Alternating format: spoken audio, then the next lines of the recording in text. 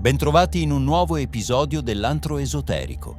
Nel corso della nostra esplorazione esoterica abbiamo viaggiato tra simboli antichi, archetipi celati nei tarocchi, misteri templari e segreti cosmici nascosti nei testi sacri.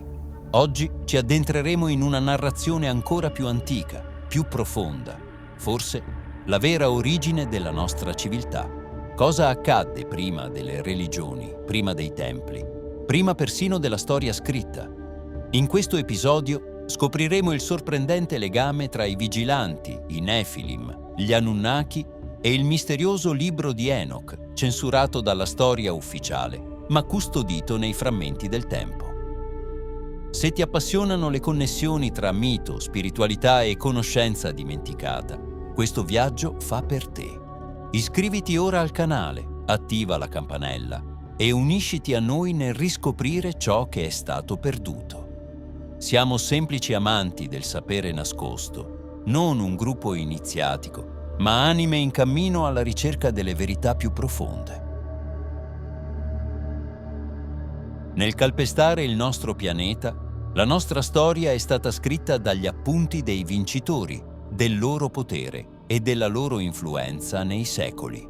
Ma, in un certo periodo del tempo, un popolo di primitivi cacciatori si trasformò in una civiltà intelligente, capace di creare monumenti, calendari e scritture. Tutto questo antico sapere si è evoluto fino a oggi e noi siamo i discendenti di quegli esseri relativamente intelligenti. Ma cosa succederebbe se non fosse così semplice? E se le storie raccontate dalle antiche civiltà, i racconti di dei, angeli, giganti e grandi catastrofi fossero più letterali di quanto appaiano? E se riceviamo conoscenze ancestrali oltre la nostra comprensione umana?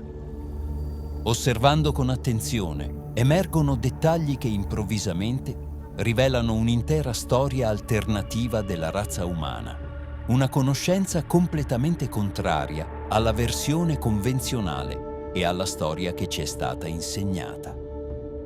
Questa versione è stata per lo più consapevolmente censurata, dimenticata o peggio, ignorata, fino ad ora.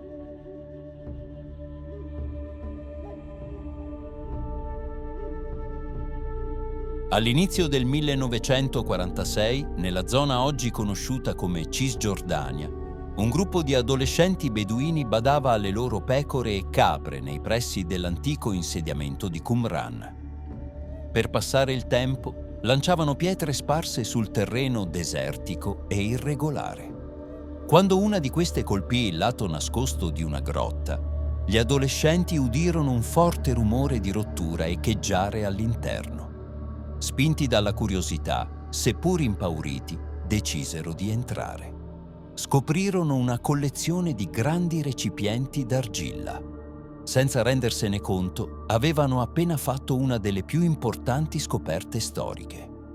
Dentro quei vasi si celava una serie di antichissimi manufatti, frammenti di pergamene conservati nel fango.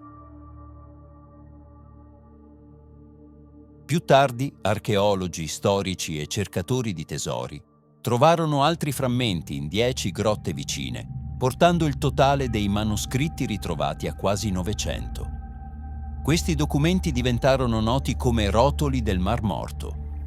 Tra di essi si trovavano ampie porzioni di un misterioso testo religioso non canonico, dimenticato da secoli, il libro di Enoch. L'intero libro di Enoch è composto da 5 testi: il libro degli osservatori, il libro delle parabole, il libro astronomico, il libro delle visioni dei sogni, le epistole di Enoch. In totale, circa 100 capitoli che raccontano la storia del settimo patriarca del libro della Genesi, Enoch, padre di Matusalemme e nonno di Noè. Ma questa non è la solita storia biblica dell'arca di Noè. Il libro di Enoch offre una visione completamente diversa sugli eventi che portarono al diluvio universale. Questa è una narrazione completamente diversa. Si parla dei vigilanti, spiegati in termini biblici come angeli caduti inviati sulla terra per sorvegliare gli esseri umani. Ad un certo punto, non ben precisato nel tempo, secondo una delle più antiche leggende legate ad Enoch, egli è il fondatore della conoscenza dell'astronomia e della cosmografia e viene indicato come colui che compilò il calendario solare per conto dei Bene Elohim, i figli di Dio o degli dei.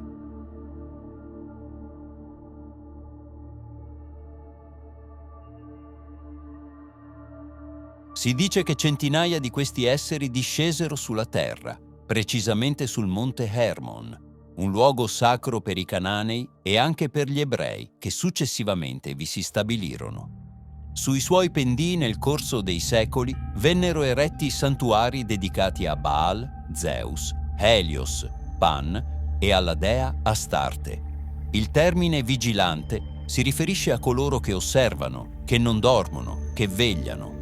Questi nomi riflettono il legame profondo tra i vigilanti e la razza umana, fin dalle epoche più remote. Col tempo, tuttavia, essi abbandonarono il loro ruolo originario. Cominciarono ad avere rapporti sessuali con alcune donne umane, generando ciò che oggi verrebbe definito ibridi o incrociati.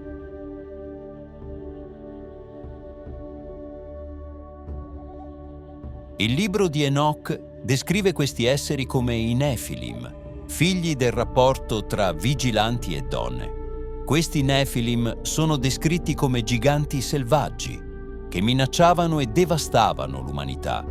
In altre parole, giganti cannibali sovrannaturali. Infuriato da quanto accaduto, il Dio potente, Yahweh, secondo la Bibbia, ordinò che i vigilanti fossero imprigionati sottoterra, nelle viscere del pianeta. Enoch divenne il mediatore tra questi esseri e Dio, ma ciò provocò ancora di più l'ira divina. Il risultato? Un castigo su scala planetaria, il diluvio universale. Enoch, però, fu risparmiato. Prima della catastrofe, venne portato in cielo su un carro di fuoco. I Nefilim non compaiono solo nel libro di Enoch. Anche la Bibbia menziona una terra abitata da giganti che, agli occhi degli israeliti, facevano apparire gli uomini come cavallette. Molti considerano oggi questi racconti come allegorie o miti filosofici. Tuttavia, ci sono tracce archeologiche e religiose che parlano di un evento catastrofico simile a un'alluvione globale, presente in innumerevoli tradizioni religiose e culturali di tutto il mondo. E le storie sui giganti, c'è chi dice siano solo fantasia, ma se non fosse così? Marco Polo scrisse di una razza di giganti a Zanzibar, capaci di trasportare 4 uomini contemporaneamente. Secondo la tradizione di Tangeri, in Marocco, il fondatore della città fu un gigante chiamato Anteo. In Irlanda, la Giant's Causeway è attribuita a un gigante che costruì una strada per attraversare il mare fino in Scozia. E ancora, le mitologie nordiche, greche e di molte altre culture sono piene di storie su giganti. Forse i giganti sono esistiti davvero, come indicato da registrazioni culturali di innumerevoli civiltà antiche. In questa luce, il libro di Enoch appare sempre meno metaforico e più storico, sempre meno un mito fantasioso e sempre più un resoconto basato su eventi reali. L'idea dei semidei o semieroi nasce proprio da questi racconti antichi, che parlano di alleanze e unioni tra dei e mortali. Il poeta greco Pindaro descrisse gli eroi del passato come una stirpe nata dall'unione tra uomini e dei. Alcuni riferimenti antichi alludono a esperimenti genetici che avrebbero portato alla creazione di mostri tramite l'incrocio di specie diverse, un tema che trova paralleli nell'occultismo e nella teosofia moderna. Alcune leggende sulla perduta Atlantide parlano di scienziati che crearono ibridi metà umani e metà animali come razza schiava. Simili narrazioni si trovano in molte mitologie, soprattutto in quelle dei babilonesi. Nel vicino Oriente antico si ritiene che la storia del diluvio e di Noè abbia origine nei miti babilonesi e sumeri. Si parla di un evento catastrofico intorno al 10.000 a.C., che avrebbe trasformato l'umanità primitiva alla fine dell'ultima era glaciale. Durante questo periodo compaiono le prime prove storiche di agricoltura in Medio Oriente, un passaggio dallo stile di vita nomade di cacciatori-raccoglitori a un'esistenza sedentaria agricola.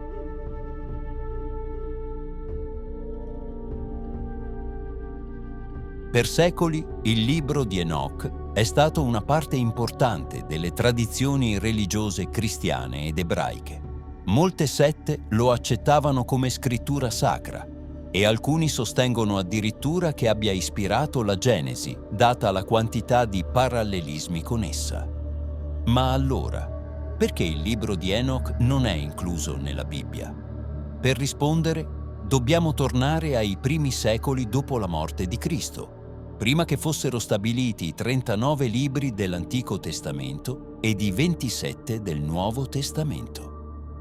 Originariamente esistevano molti altri testi e Vangeli, parte del ricco spettro della tradizione cristiana.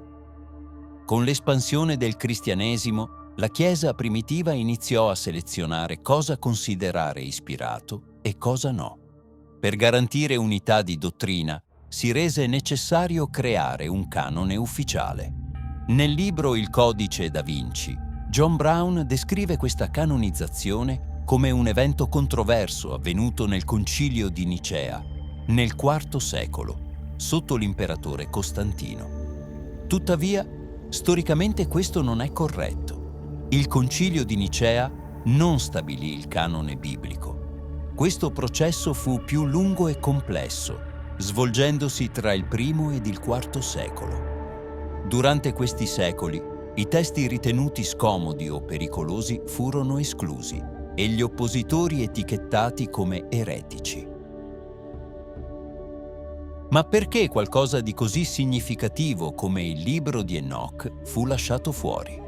In cerca di risposte possiamo esaminare altri testi censurati, come il Vangelo di Pietro, riscoperto in Egitto nel 1886, dove si racconta di due angeli giganti, una croce fluttuante e una voce dal cielo.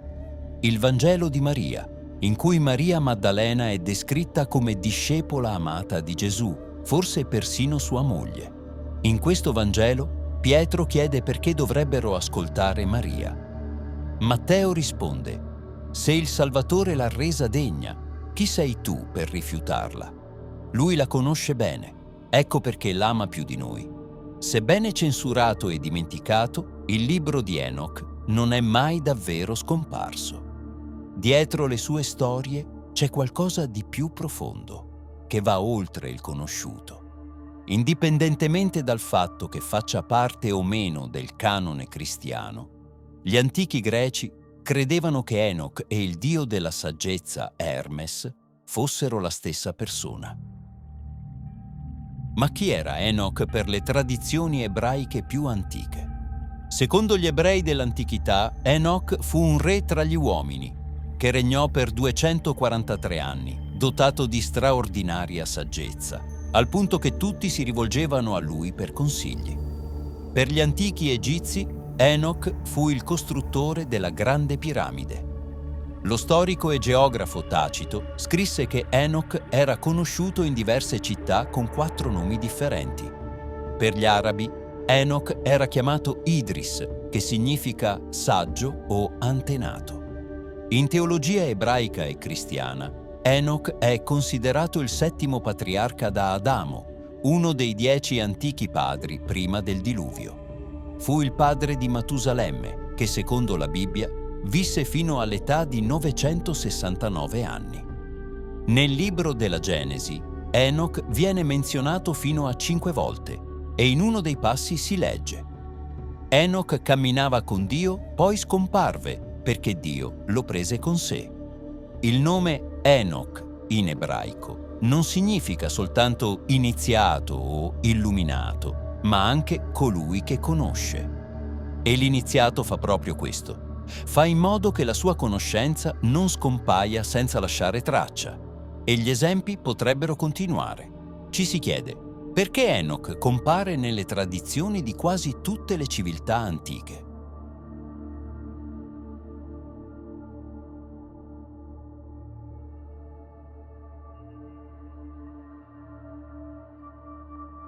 Forse la risposta si trova molto più indietro nel tempo rispetto a greci, egizi o babilonesi. Forse addirittura prima dei Sumeri.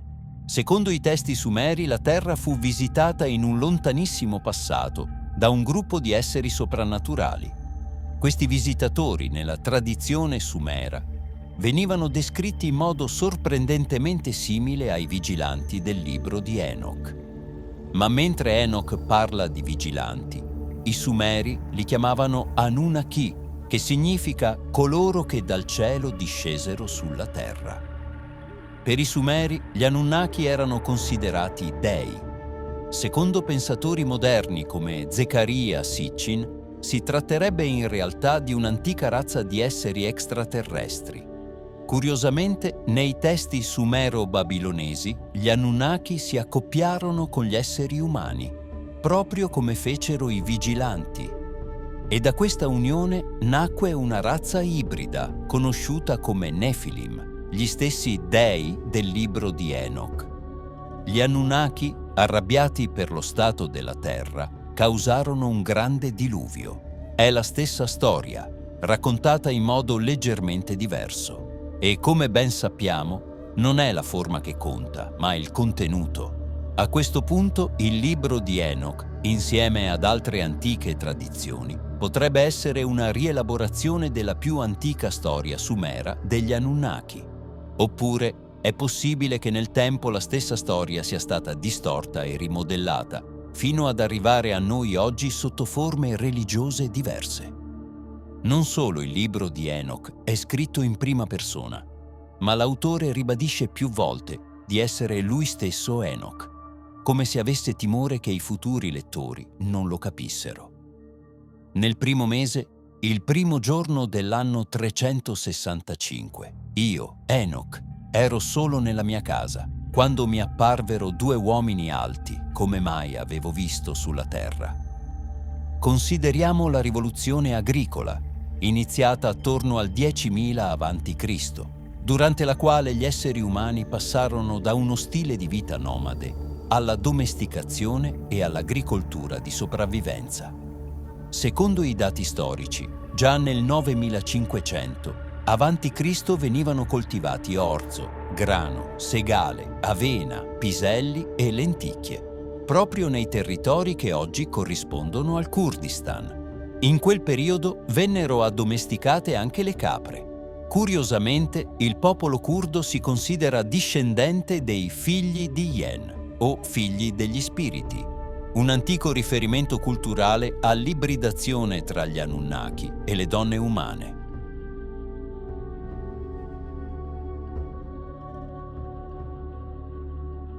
Il vicino Oriente è conosciuto come la culla della civiltà e fu lì che nacquero le prime città-stato, in particolare in Mesopotamia.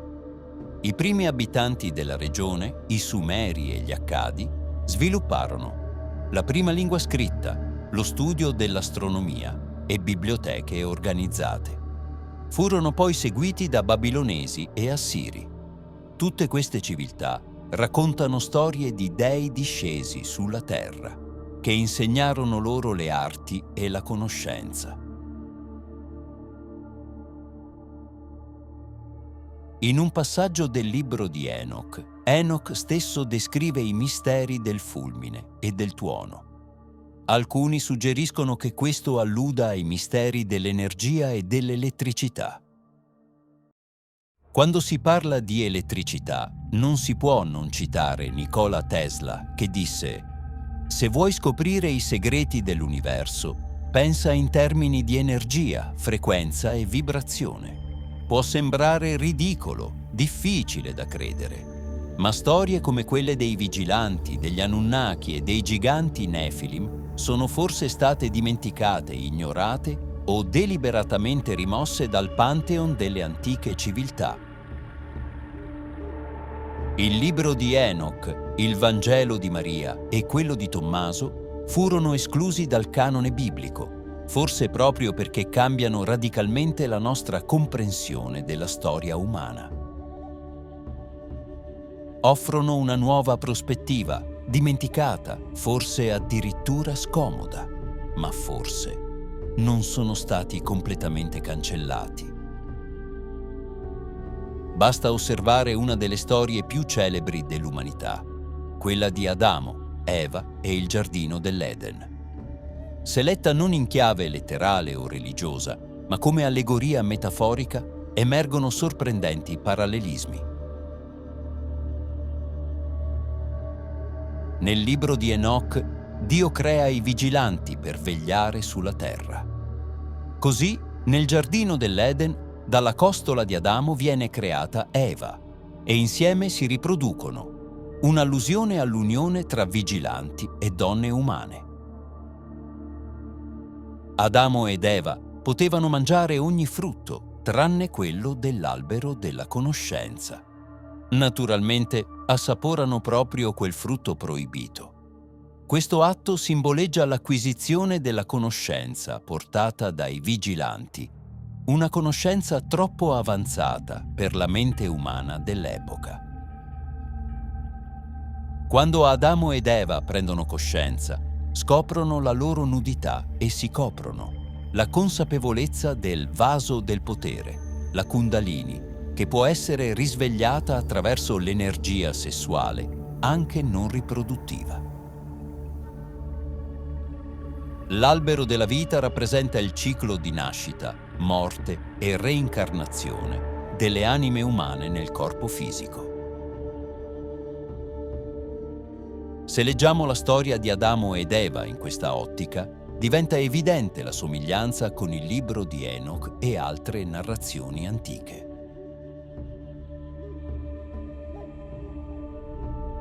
Forse gli autori della Genesi stavano semplicemente ricalcando la storia sumera degli Anunnaki, reinterpretandola in chiave allegorica e religiosa.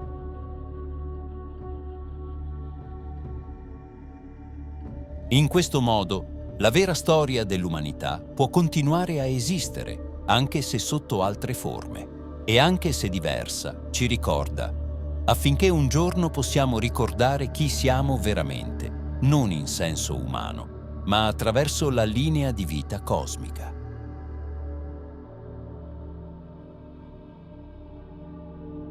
Cos'è davvero la storia dell'umanità?